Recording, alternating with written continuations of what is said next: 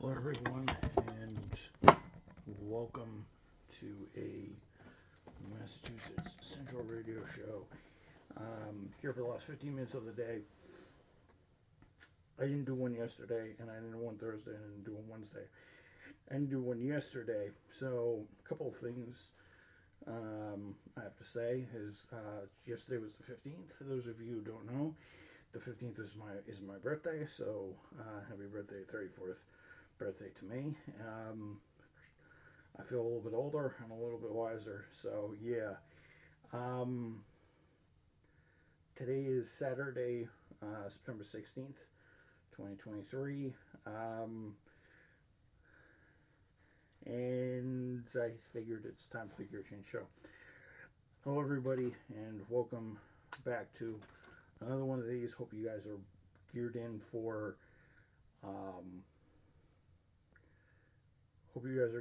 another one of these. I have been thinking long and hard about the topic I'd do and what I'd run for a topic.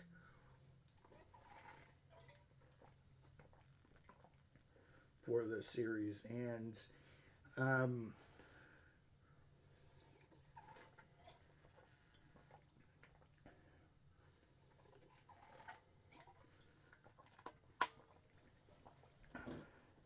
it came to me while I was watching Formula One, while I was watching highlights for Formula One qualifying, and I had not thought about it till then. But if you guys hear a noise, it's my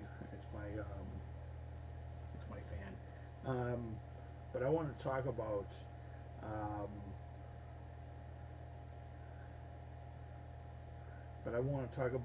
the origins of Grand Prix racing and the World Championship and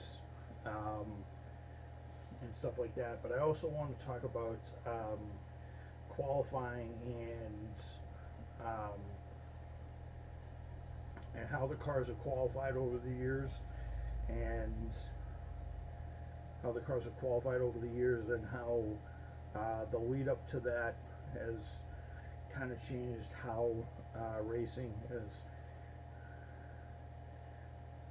has kind of how Grand Prix racing has been through the many years. So Grand Prix racing has been around since the early 1900s. Now Grand Prix racing doesn't always mean Formula One cars and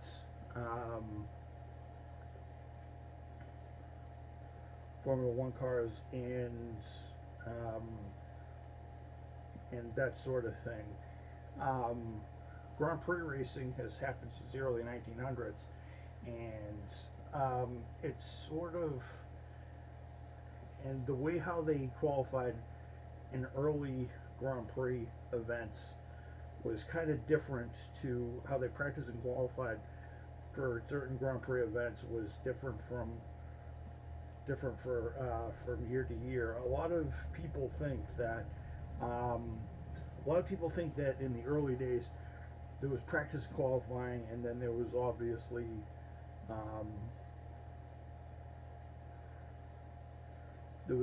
practice qualifying in the race. Grand Prix racing was a little different back then. Then there was really no practice session. Back then, and in a lot of teams. I mean, a lot of teams did practice, but the qualifying routine was a little bit different. See, race cars could practice, but their qualifying setups were different. Either it was a lottery system, or it was a lottery style system, or it was a from where you started, or it was a it was a lottery system, or there was a there was a lottery system, I think, for a lot of the cars. I know in the early 1930s they did that sort of thing. It was sort of based on Indianapolis. I know did it for the Indy 500 sweepstakes, because you grabbed a number out of a hat. And I know in the 1935 German Grand Prix that I know in the German Grand Prix, in the 1930s, they actually, the Nürburgring Grand Prix, the German Grand Prix, they did a sweepstakes system. So they would, so there was a number of positions that they filled, and they didn't go through, and I think that was done because of how things were done. And so what would happen is what would happen is the car, some cars would go to the front, some cars would go to the middle, some cars would go to the back. Some of the cars would, which was a good thing for some in the 30s, for some manufacturers, because the German cars had 400 horsepower, while the cars that they were going up against had roughly half that, and were 30, maybe 40 miles an hour slower in a straight line than the Germans at the time.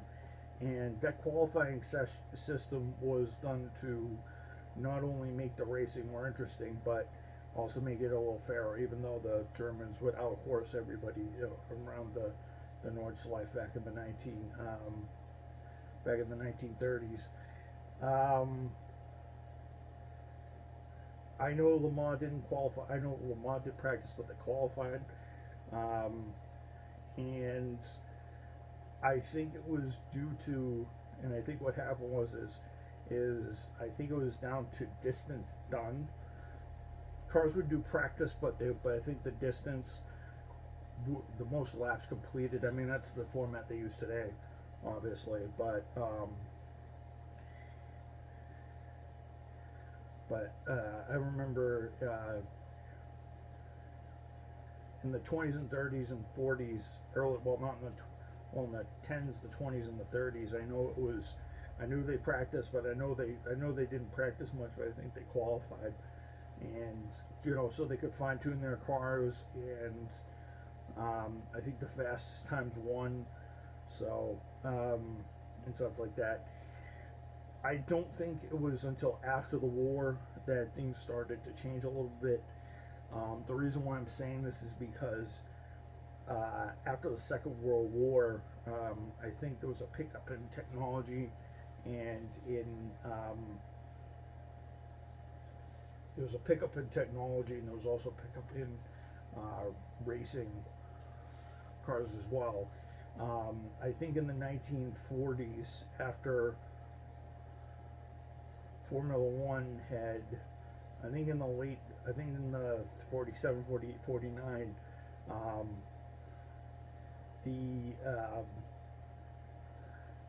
the displacement of the cars dropped quite significantly. The Grand Prix race cars of the time, the displacement of these cars dropped from, I think before the end of the war, I think the cars were up to 3 liters supercharged, and I think they were probably a smidge bigger if you had a normally aspirated engine. Actually, I think it was limited to 3 liters anyway, so because the speeds were starting to get really, really bad. And I think in 1939 the displacement was 3 liters. When they came back from the war, the displacement dropped by half again to 1.5 liters, and it was to the benefit of some of the Italian automakers, Ferrari, Maserati, and Ferrari all had 1.5 liter engines. I think Ferrari had the V12, 1.5, 230 horsepower, and I think Alfa Romeo had the 158, and I think Maserati had an 8C something with 1.5. The only difference between those cars, the only difference between those cars and Ferrari were that the horsepower on the Alphas and the Alfa, the Maserati, and was they had dual stage turbo supercharging, so they were able to make 280 horsepower versus the Ferrari was only to do 230. So that also had so that obviously had an effect on the qualifying time. They still practiced, and they still practiced and qualified, and they found out in the racing that yeah, sure, the Maseratis and the Alfa Romeos and all the other guys had 1.5 liter engines, and they were able to make 50 more horsepower, but maybe the cars wouldn't be good as with fuel consumption and stuff like that, and the lighter Ferrari might have been able to do that. So and I think they did qualify the way they did today, and the way you do it, like they timed the qualifying session, and the guy with the lowest lap time, with the least amount of taking the least amount of time to get around the course, obviously wins the pole position, and stuff like that. I think in the 50s it was about the same, because even though engines had enlarged, a premium on displacement, and I think the late 50s, early 60s is when, I think the late 50s, I think a lot of Formula One engines actually got pretty high in displacement. I think at one point, I think in like the late 50s, I think engine displacement, I think, went up to like 4.5 liters or something like that. And then the speeds were getting too fast, and obviously qualifying was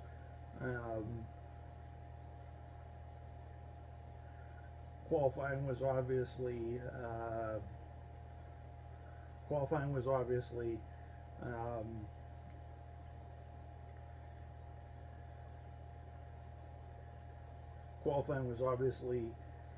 timed a little bit differently. The other thing is at the same time, IndyCar was also going to single seat roadsters as well, in the 30s, 40s, and 30s, 40s, 50s. The Watson Roadster had come out, so the rear engine revolution in Formula One was also going to be coming around soon, and a lot of cars in Formula One and the World Sports Car, World Grand Prix Championship, we're starting to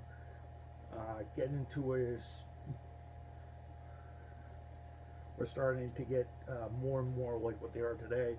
And of course that changed qualifying, and of course the qualifying stayed the same. I think fastest time won, and I guess the sections were timed and stuff like that. The 60s I think was the same. 70s I believe was the same. Fastest time won, and the strategies were just as intricate, because the engine displacement had risen from 1.5 liters. It dropped in the late 60s because the speeds were getting too high, and then 67, 68, 69 it went to 3 liters, and then we saw the V12, the V8s, and then the W's, the 816.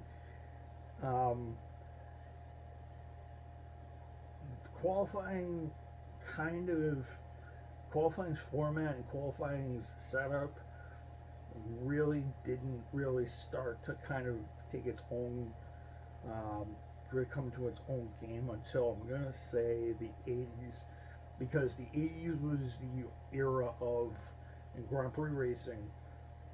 The 80s was the 80s was when the turbocharged cars became a big thing. They were running five. They were at the beginning of it. They were running five bar boost in the middle of all of it.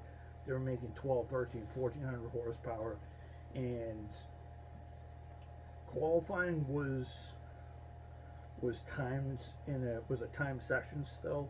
I mean, they only did a certain amount of minutes, or they've only ran for a fixed amount of time, so that teams could do their qualifying time, and so teams could actually do their strategy. And I think it was in this era when Senna, Mansell, and Prost, and all these other guys at Turbo, PK, and all these other guys had their engines like this. They were actually able to turn up the boost on their cars for 3-4 laps, put stigger tires, put a better gearbox in them, and it became more of a for the race car teams to put that time in. It became more like a 4-lap shootout, actually. 4-lap shootout, and I guess the teams engineered their cars to do the lap time in those 4 laps, and then the gearbox would break, the turbocharger would go out, the tires would stick to the ground, and the engine would just blow, because the engine would blow apart. White smoke would come out of the back of the tailpipes, indicating that the engine was ceased to be operating. So, and that sort of put a premium on how they qualified put a premium. But then and then they could turn the race boost down and do all this other stuff and make the cars last and make sure they weren't the world's fastest hand grenades, fastest bomb/hand grenades. The late 80s, when turbos were banned, they went back to traditional qualifying. There was no specials, there was no party mode or anything like that. Qualifying in the 90s and part of the early 2000s was basically practice run time you want. The first time they kind of changed that whole setup was in 2005, when was 2005 till today, when they actually started changing up the qualifying procedure to where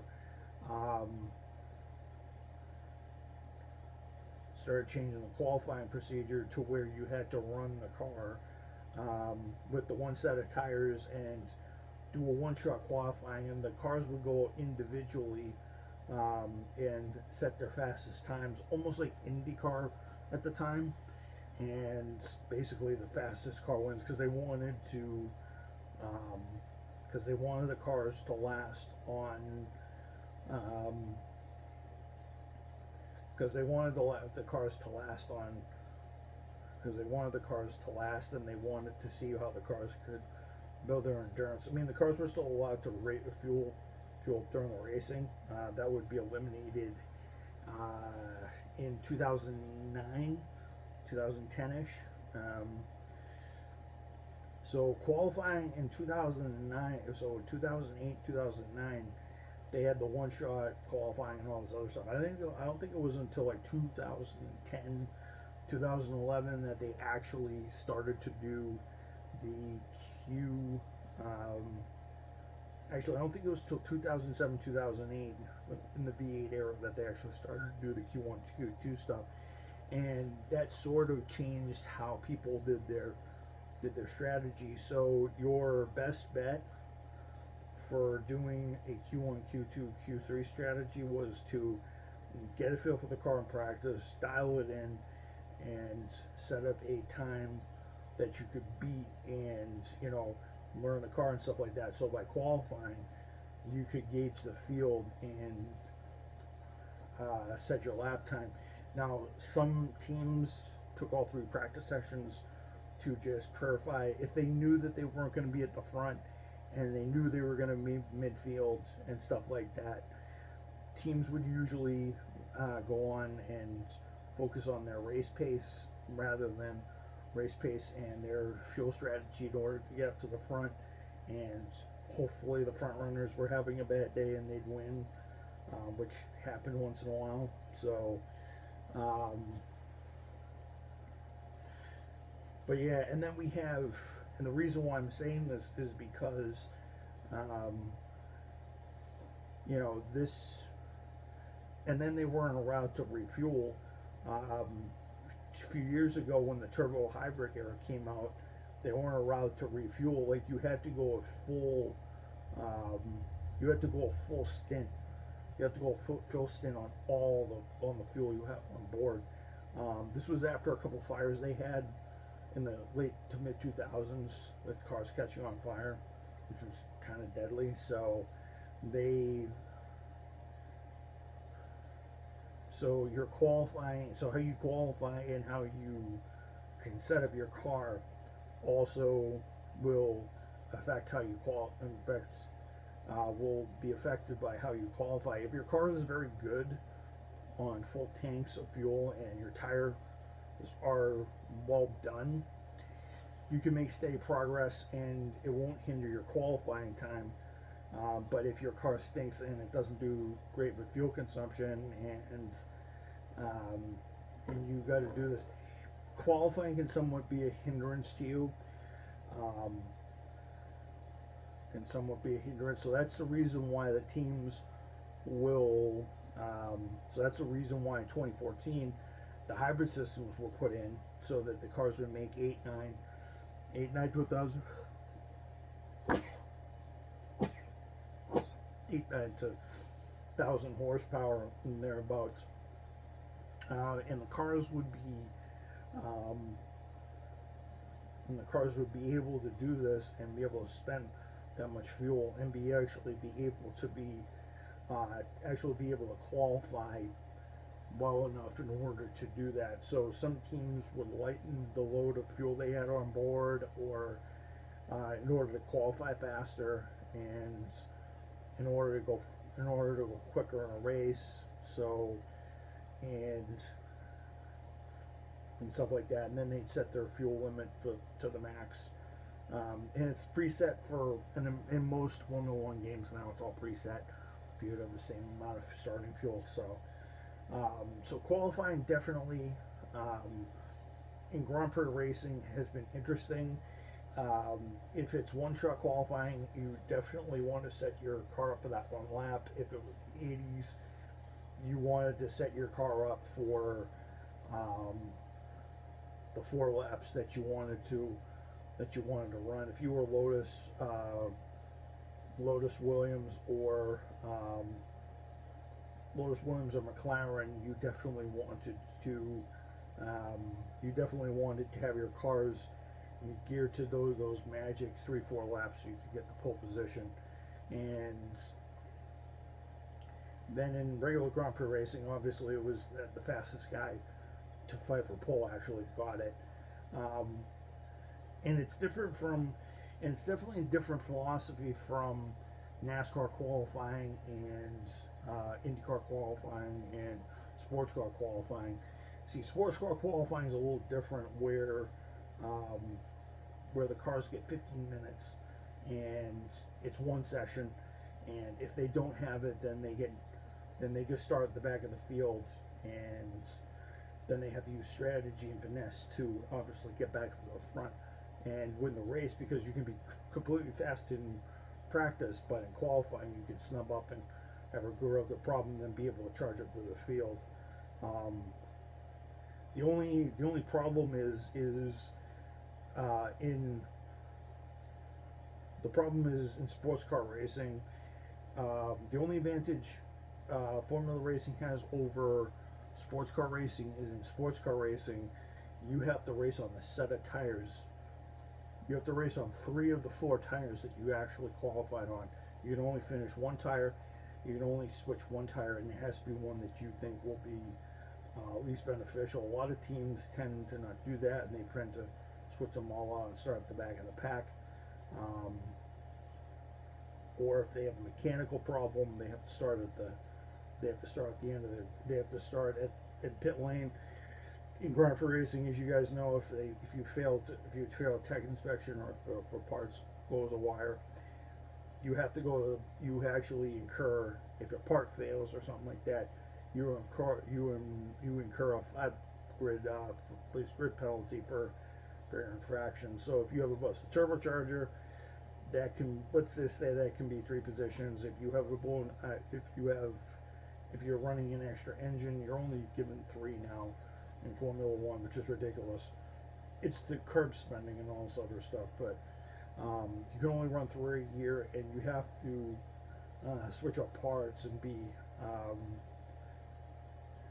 very strategic. It makes F1, it makes the F1 games more interesting, and you can get grid penalties. But if your car is fast as hell, and I know that I've upgraded my cars in some seasons where I get the grid penalty and the cars are fast, I know I can bypass everybody very quickly on a decent difficulty. But in sports car racing and F1 racing, you don't have to do that. You can start out with a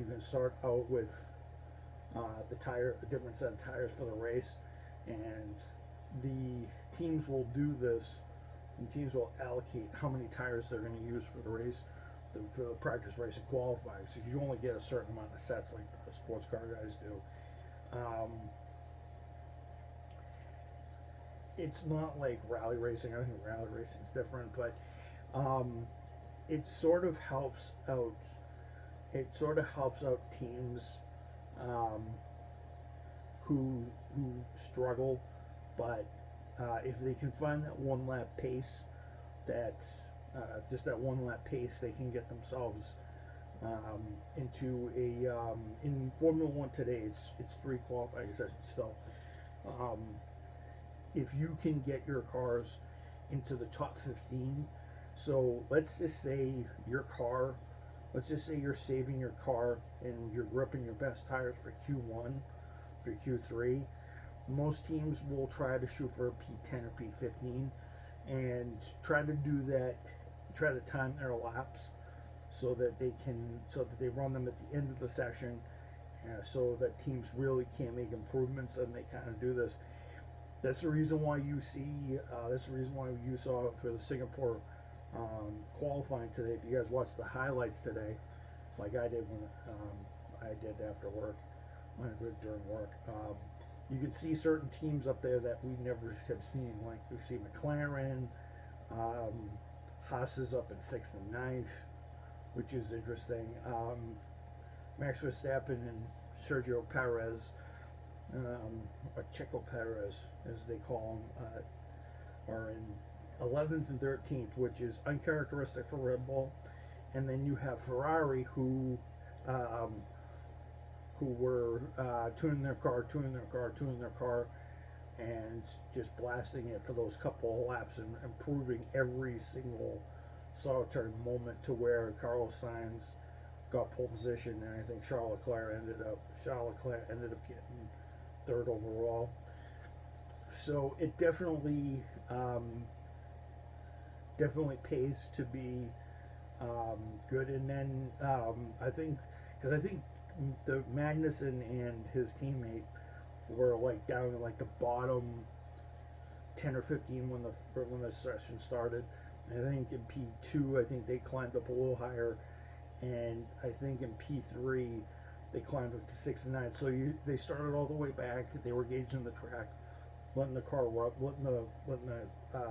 track rubber in, and then they shot for the times. And I think the Ferrari has been biding its time. And to be honest, it's kind of good to see these teams kind of just sit there and go, hey, we're going to make all these upgrades. And Singapore, being high downforce track and stuff like that, it definitely helped out that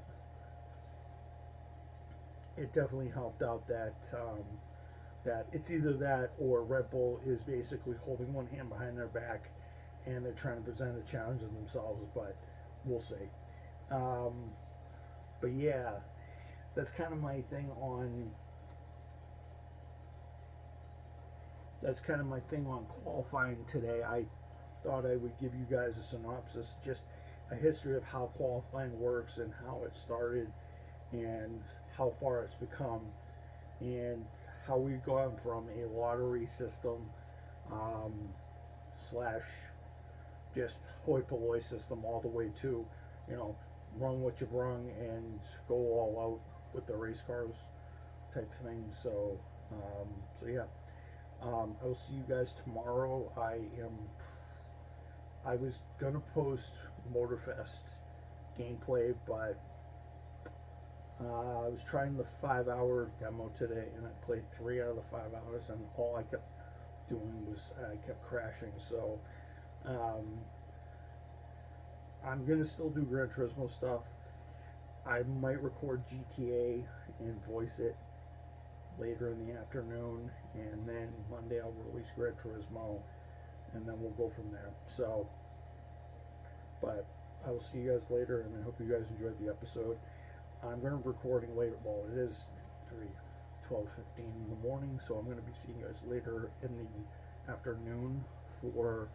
I might do a vlog on GTA 5 and post that as content. So hope you guys are ready for that.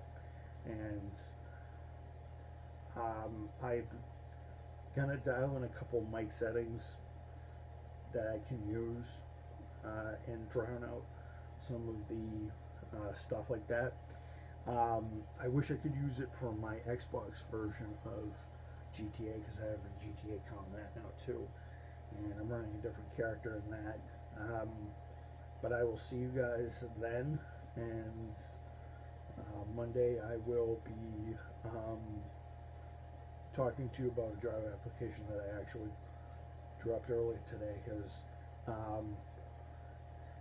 that I dropped after I got out of work and I was playing a video game, and I said, after I was playing Black Ops, I said, I might want a different vocation and something that pays a little bit more, but something that's a little bit better for me, something that's a little bit more fast paced, or something that's a little bit to my liking. But I will tell you guys that it's going to be the first of many job applications I'm going to do, because much as I like Restaurant Depot, I want to try to go for a job that's union based, but also has better benefits and something that just keeps me busy. I don't. If the management wants us to be fast and wants us to be productive, and they're very strict about it, I don't mind that, because I sort of like fast-paced and strict, and because I like to keep my hands full, and honestly, productivity in the workforce is big, and my needs, as long as I have good benefits, and as long as I can keep myself healthy, I won't mind that at all. So, so yeah, I will talk to you guys about that tomorrow, maybe Monday, and then go from there. So, so yeah, I'll see you guys then. Hope you guys enjoyed listening to me talk about Grand Prix qualifying and kind of its roots and reason why the system is so weird today. So I'll catch you guys later, and yeah, so I'll record a vlog with GTA, and then on Monday I'll record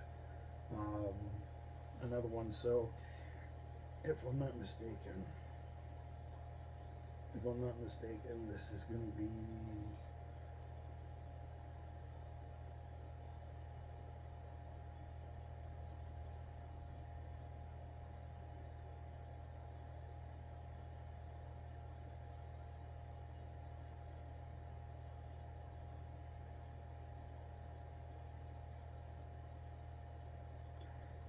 This is going to be episode 459 and 88 of the year. Tomorrow is going to be 89, and then Monday is going to be 90. So we're going to have around 460.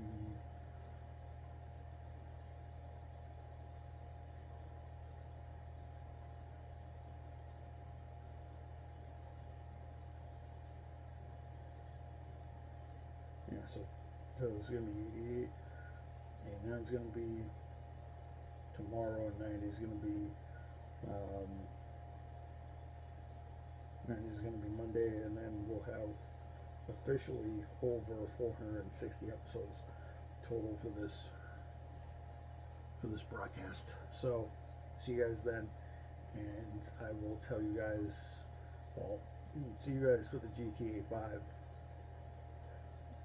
vlog and just an overview of life and stuff like that. So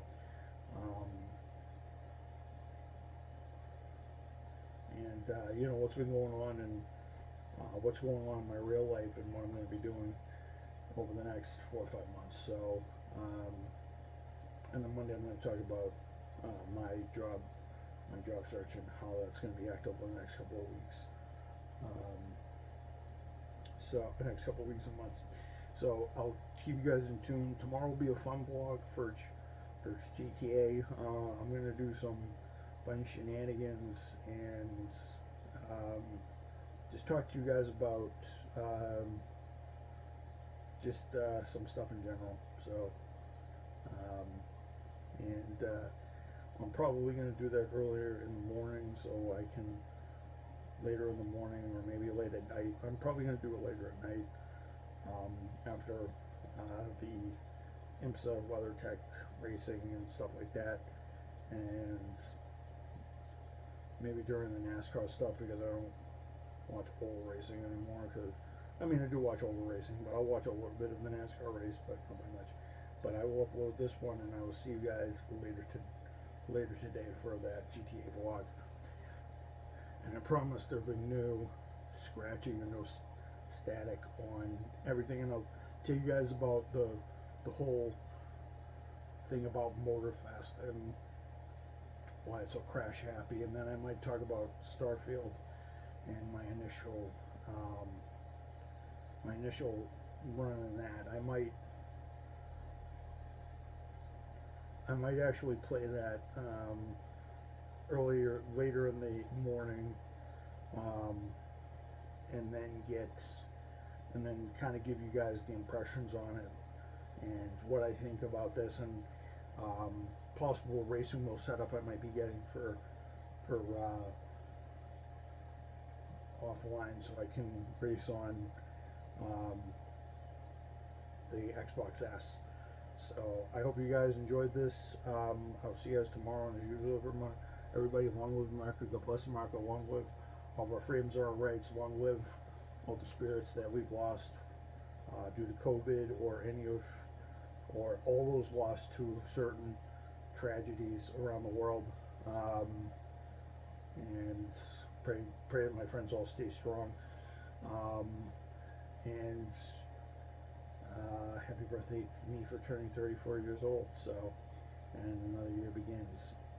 So, I'll be seeing you guys later, and I hope you guys enjoy the rest of your weekends. I certainly will. Well, the last day of your weekend before you have to go back to our work week. Peace out. I'll see you guys later. And don't go away.